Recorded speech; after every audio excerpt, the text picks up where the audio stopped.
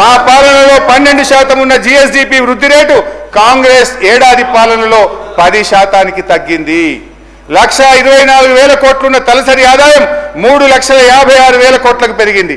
ఇది మీరు కూడా ఒప్పుకొని చెప్పుతున్న సత్యం అధ్యక్ష. మా పాలనలో 12.4% ఉన్న తలసరి ఆదాయ వృద్ధి రేటు మీ ఏడాది పాలనలో 9.6% తగ్గింది. హరీష్ రావు గారు, మీరు మాట్లాడుతూ బుద్ధి మాధ్యం అని ఒక పదాన్ని యూజ్ చేశారు. ఆలోచన విధానంలో బుద్ధి మాధ్యం అనేది తప్ప సార్. ఇది సార్ సభ హుందాతనాన్ని సార్ ఒక్క మాట సార్ స్పీకర్ సార్ సభ హుందాతనాన్ని తక్కువ చేస్తారు సార్. నేను ఒక్క మాట అంటే మీరు ఏమనుకోకపోతే ఒక్క మాట అంటే సార్ దయించి వినండి. నేను ఒక మాట అంటే ముఖ్యమంత్రి గారు సభానాయకుడు అక్కడి నుంచి నిలబడి బట్టలు ఊడదీసి కొడతా బట్టలిప్పి ఊరేగిస్తారని సభానాయకుడు అక్కడి నుంచి మాట్లాడితే మీరు ఎందుకో వారికి చెప్పకపోతే అధ్యక్ష.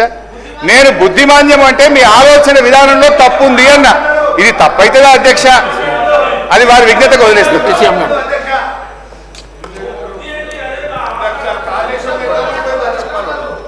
హరీష్ రావు గారు చాలా సంవత్సరాలు మంత్రిగా కూడా చేశారు అధ్యక్ష. శాసనసభ వ్యవహారాలు కూడా చూశారు. వారు మాట్లాడుతూ ఉంటే నేను పెన్ను పేపర్ తీసుకొని రాసుకుంటా ఉన్నాను. వారు బడ్జెట్ మీద సరే గత బడ్జెట్ మీద చెప్తా ఉన్నారు, ఇప్పుడు బడ్జెట్ కూడా మాట్లాడుతూ ఉన్నారు. చాలా సంతోషం. రెండింటి మీద మీరు అనలైజ్ చెప్తా ఉంటే మేము రాసుకొని సమాధానం చెప్పడానికి కూడా సిద్ధంగా ఉన్నాం. కానీ మీరు శ్రీధర్ బాబు గారు చెప్పినట్టు ఆ చెప్పే విషయం వదిలేసి పొలిటికల్గా స్లోగన్స్ చెప్పించడానికి ఎక్కువ ప్రయత్నం చేస్తున్నారనేది మీ ఉపన్యాసం ద్వారా అర్థమవుతూ ఉంది.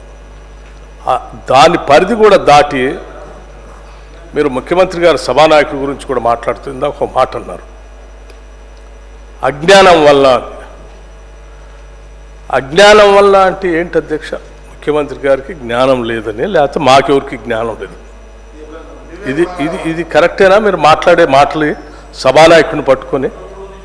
అట్లాగే సరే సభాపతి గారు సభా విలువల్ని పెంపొందించాలని మనం మాట్లాడే చర్చలు కూడా ఉందాగా పార్లమెంటేరియన్ లాంగ్వేజ్లో ఉండాలని వారు చాలా మంచిగా మీకు సలహా ఇస్తూ ఉన్నారు.